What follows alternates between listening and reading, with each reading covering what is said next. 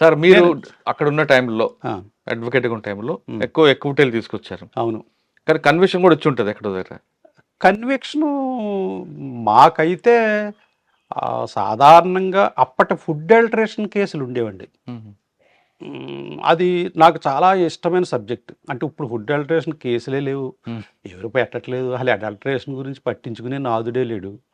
అప్పట్లో మా ఆఫీసులో చాలా కేసులు ఉండేవి.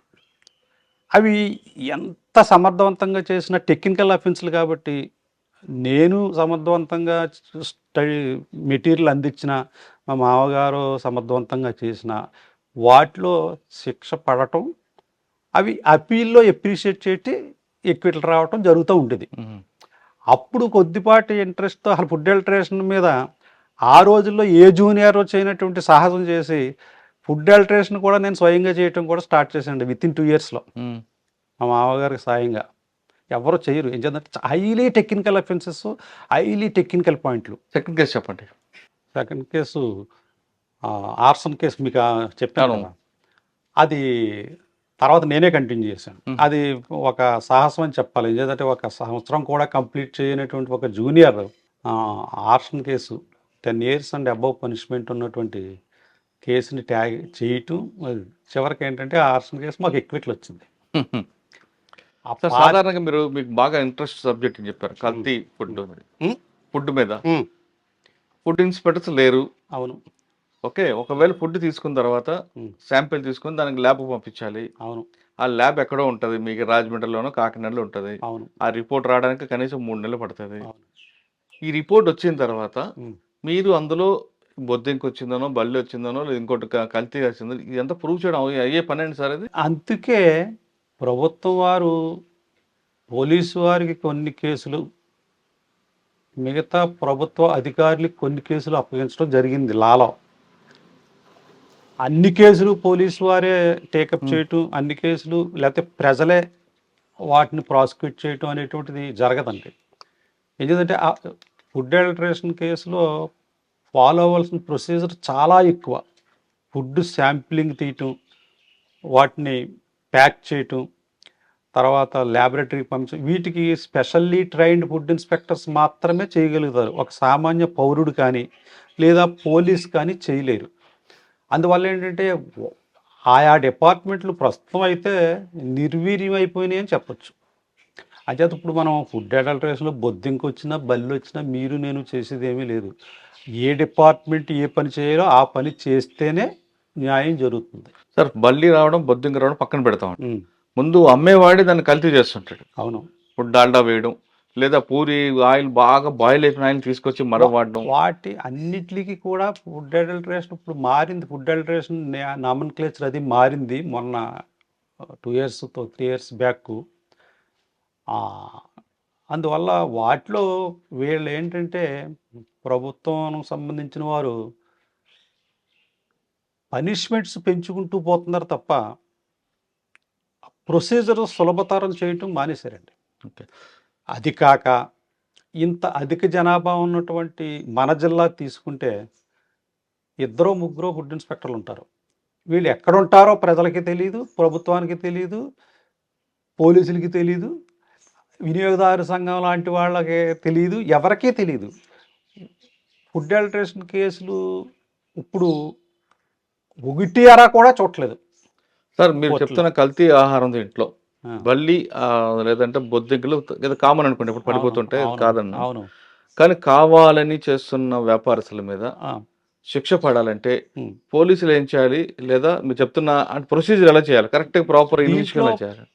పోలీసులు చేయటానికి ఏమీ లేదండి. పోలీస్ అని కాదు అంటుంది, అదే. మీకు అది ఫుడ్ అది ఇన్స్పెక్టర్స్ అది కానీ.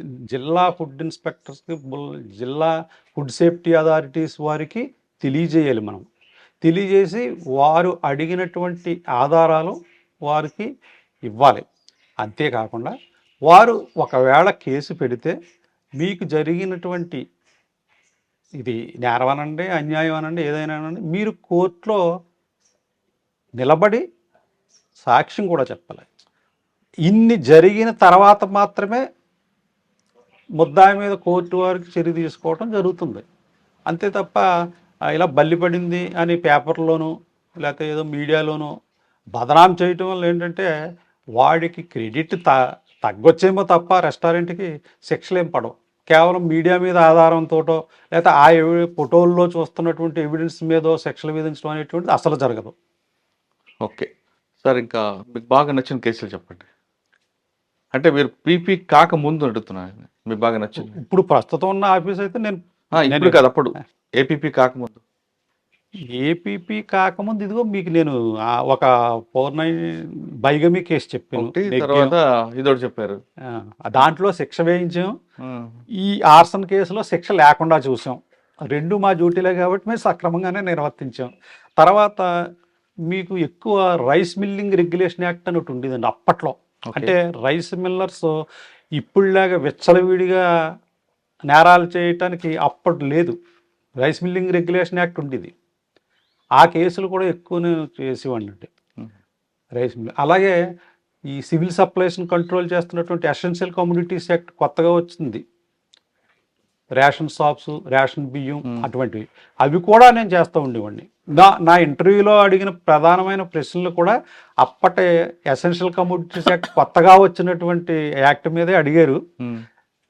మనం చాలా జూనియర్స్ ఈ యాక్ట్ గురించి తెలియదేమో అనుకుని, కానీ నేను ఆ యాక్ట్ చాలా తరువుగా ఉండి మా ఆఫీసులో అనేక కేసులు ఉండటం మూలంగా నేను చాలా ఆన్సర్స్ చేయడం వల్ల మనం 3-4 జిల్లాల్లోకి నేను 3వ అభ్యర్థిగా విజయం సాధించడం జరిగింది. 1984లో. 84 నుండి ఏపీపీ. నేను అప్పటి నుంచి గవర్నమెంట్ సర్వీస్లోనే ఉన్నాను. 38 ఇయర్స్ కంప్లీట్ చేశాను.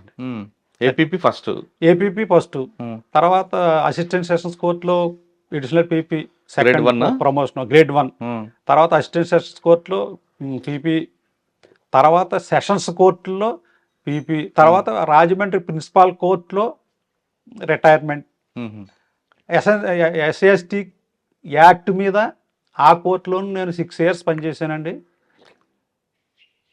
నేను వాటి అమెండ్మెంట్కి సంబంధించినటువంటి అనేక విషయాల్లో అప్పటి social welfare department principal secretary గారికి కూడా నా సలహాలు సూచనలు స్వీకరించడం జరిగింది. నేను అనేక సెమినార్లో ఎస్సీ/ఎస్టీ యాక్ట్కి సంబంధించిన సెమినార్లో కూడా నేను పార్టిసిపేట్ చేయడం జరిగింది ఈ జిల్లా నుంచి. ఓకే, ఏపీపీ వచ్చిన తర్వాత మీకు పోలీసు అనుబంధం బాగా దగ్గరే ఉంటుంది. మీకు పోలీస్ డిపార్ట్మెంట్ బాగా ఇష్టం అనిపిస్తుంది. అవును. ఫస్ట్ కేసులో కన్విషన్ తీసుకొచ్చారండి ఏపీపీ అయిన తర్వాత అండి. చాలా ఉన్నాయండి, ఒకటి కాదు. ఇది ఒకటి రెండు చెప్పండి. 38 ఇయర్స్ బ్యాక్ సార్. నేను నాకు ఇప్పటికీ అంటే ఒక సూట్ కేసు పుచ్చుకుని నా అపాయింట్మెంట్ ఆర్డర్ పుచ్చుకుని రాజోల కోర్టులో జాయిన్ అవ్వడానికి వెళ్ళటం నాకు ఇప్పటికీ గుర్తుందండి. కళ్ళెదురుగుండా అది ఆ రీల్ కదలాడుతుంది. అప్పటి ఎస్ఐ గారు ఇప్పటికీ బతికే ఉన్నారు, అప్పటి సిఏ గారు కూడా ఇప్పటికీ బతికే ఉన్నారు. వారితో అప్పుడప్పుడు టచ్, అంటే నేను మొట్టమొదటగా జాయిన్ అయిన తర్వాత. వచ్చా అంటే మీ దగ్గరకు వచ్చి ఫస్ట్ ఫైలింగ్ గుర్తుందా? గుర్తులేదు సార్. ఓకే సార్, మీ 30 సంవత్సరాల సర్వీస్లో అవును చాలా కేసుల్లో మీరు కన్విషన్ తీసుకొచ్చారు. అవును. అంటే పర్టికులర్గా అప్పుడని కాకపోయినా, అవును, కానీ మీకు బాగా మనసుకు హత్తుకుపోయే కేసులు ఉంటాయి కొన్ని. నేను చాలా మట్టుకి ఈ డౌరీ హెరాస్మెంట్ కేసులు, నేను ఈ థెఫ్ట్ కేసులు, దొంగతనం కేసులు ఇటువంటివి నేను పెద్దగా కాన్సన్ట్రేట్ చేయలేదండి. ఏంటంటే అవి 100కి 70-80 కేసులు పోలీసు వారు సెటప్ చేసిన కేసులేమో అని నాకు డౌటు అప్పట్లో. అంటే ఇంత టెక్నాలజీ అప్పుడు డెవలప్ అవ్వలేదు. ముద్దాయిని పట్టుకోవడం అనేటువంటిది పాత ట్రెడిషనల్ పద్ధతులే పాటించేవారు.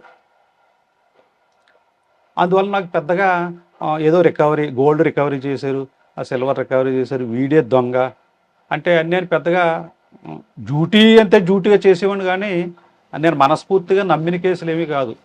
ఆ రకంగా కొన్ని అబద్ధం కేసుల్లో కూడా శిక్షల పట్ల కూడా నాకు తెలుసు. కొన్ని నిజమైన కేసులు కూడా ఓడిపోవటం కూడా తెలుసు. నేను ఓడిపోయిన కేసు చెప్పండి. చెప్పలేమన్నట్టు వందల వేలును నేను ఏ కోర్టులో చేస్తే ఆ కోర్టు పెండెన్సీ ఎంత అనుకుంటున్నారు? 2,000, 3,000 పెండెన్సీ ఉన్న కోర్టుల్లోనే నేను చేశాను. మీరు ఎన్ని వందల్లో వేలలో ఒకటైనా గుర్తుందా? గుర్తులేదు. నేను ఆ చిన్న కేసులు అవి అసలు గుర్తుపెట్టుకోండి. నేను అసలు జడ్జిమెంట్ అయిపోయిన తర్వాత నేను అసలు వాటి గురించి చదవటం కానీ చూడటం కానీ. ఓకే సార్, దొంగతనం కేసులు ఉన్నాయనుకోండి, ఎందుకు పోతుంటాయంటే సాధారణంగా చెప్పేవాళ్ళు మీలాంటి వాళ్ళు ఏం చెప్తారంటే, అవును, అరెస్ట్ చూపిస్తున్నప్పుడు అవును ఆ స్టాక్డ్ విట్నెస్ పెట్టడం, అవును, ప్లేస్ ఆఫ్ అరెస్ట్ కూడా ఒకటే పెట్టడం వల్ల అవును, పోతుంటాయంటారు, వాస్తవం అంటారా? అవును, వాస్తవమే. ఈక్విట్లు అంటే కేసులు పోవటానికి అనేక ఫ్యాక్టర్స్ ఉంటాయండి. దాంట్లో ఇప్పుడైతే ట్రెండ్ మీకు చెప్పుకోవాల్సింది అంటే ఇంటర్వ్యూ పరంగా మీరు అడిగారు కాబట్టి చెప్తున్నాను. Attitude of the judicial officer. Hmm? Attitude of the judicial officer. అచ్చా. ఇప్పుడు నా సర్వీస్లో చాలామంది మ్యాజిస్ట్రేట్ల దగ్గర నుంచి జిల్లా జడ్జెస్ వరకు నేను చూశానండి. ఒక్కొక్కరికి ఒక్కొక్క నోషన్ అంటారేమో, ఆ, అది ఉంటుందండి.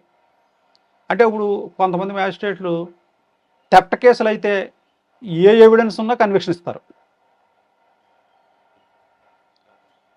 ఇంకా వాళ్ళకి ఎవిడెన్స్ అనేటువంటిది పెద్దగా అవసరం లేదండి. థెఫ్ట్, వీడు దొంగతనం చేసాడు, వీడికి శిక్ష పడాల్సిందే. కొంతమంది జ్యుడిషియల్ ఆఫీసర్స్ రోడ్డు యాక్సిడెంట్ కేసులు ఏ ఎవిడెన్స్ ఎలా ఉన్నా సరే శిక్షేస్తారు, దాంట్లో క్వశ్చన్ లేదు. మీకు అర్థమైందండి అంటే యాటిట్యూడ్ అంటే మేజిస్ట్రేట్ మూడు బట్టి ఉంటుందా? అంతే. కొంతమంది మ్యాజిస్ట్రేట్లు ఈ డౌరీ హెరాస్మెంట్ అంటే ఇప్పుడు ప్రస్తుతం ఎక్కువ ట్రెండ్ అవుతుంది 498A. అవును. ఆ కేసుల్లో ఏ సాక్ష్యం చెప్పినా చెప్పకపోయినా శిక్షేస్తారు. దానికి ప్రాసిక్యూషన్ వారు సమర్థవంతంగా చేశారా, పోలీసు వారు సమర్థవంతంగా దర్యాప్తు చేశారా, ఇవన్నీ వాళ్ళకి ఏం అక్కర్లా. అనవసర విషయం.